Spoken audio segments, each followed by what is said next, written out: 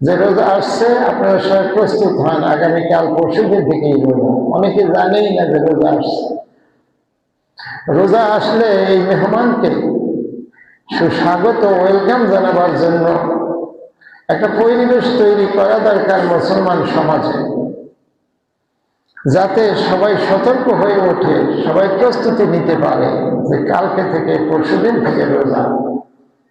আমার জামা কাপড়, ছেলে মেয়ের জামা কাপড়, স্বামীর জামা কাপড়, স্ত্রীর জামা কাপড়, ঘরের যারা আছে সবার জামা কাপড় সুন্দর করে ধুয়ে ইস্ত্রি করে দিয়ে তারা দিতে দিতে হবে। এইগুলো হলো রোজার প্রস্তুতি। এরপরে আমরা পারি রোজার প্রস্তুতি নিলে মহল্লাবাসী সবাই মিলে আজকে যদি সিদ্ধান্ত নেই পহেলা রোজা হবে কি বার, হিসাব আসেনি আপনাদের? কি বার হতে পারে? 19 তারিখ। তো এটা কি বার পড়ে? বৃহস্পতিবার। যাই হোক, বৃহস্পতি হোক আর আগে পরে যেদিনে হোক না কেন, আমরা ওই আগের দিন বিকালবেলা, রোজার আগের দিন বিকালবেলা অথবা তার আগের দিন বিকালে একটা সবাই এলাকাবাসী, যুবক, বুড়া, শিশু, কিশোর সবাই নিয়ে একটা এই এলাকার অলিতে গলিতে একটা মিছিল বের করতে পারে।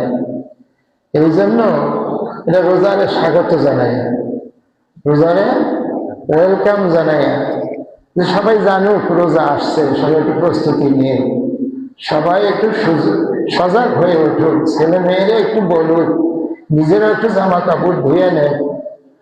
তারপর পরদিন এই চাঁদ উঠবে, এই সুন্নাতটা সবাই মিলে একটু দেখুক। এই প্রচারটা না করলে তো আমরা ঘুমন্ত থাকবো, হঠাৎ করে রোজা এসে যাবে, আমরা তাকে ওয়েলকাম, সুস্বাগত জানাবার সুযোগ পাবো না। কি বলেন, ঠিক কিনা? লা ইলাহা ইল্লাল্লাহ, লা ইলাহা। আমরা যারা আসছি, আমরা রোজার প্রস্তুতি হিসাবে আজকে থেকেই নিয়ত করি। আমাদের প্রথম নিয়ত হবে এই বছর আমরা রোজা ইনশাআল্লাহ সবগুলি রাখবো। সেটা একটা রোজার প্রস্তুতি। আগেই আমরা নিয়ত করে নেই, আল্লাহ যদি আমাদেরকে সুস্থ রাখেন, শরীয়তের কোনো ওজোর যদি না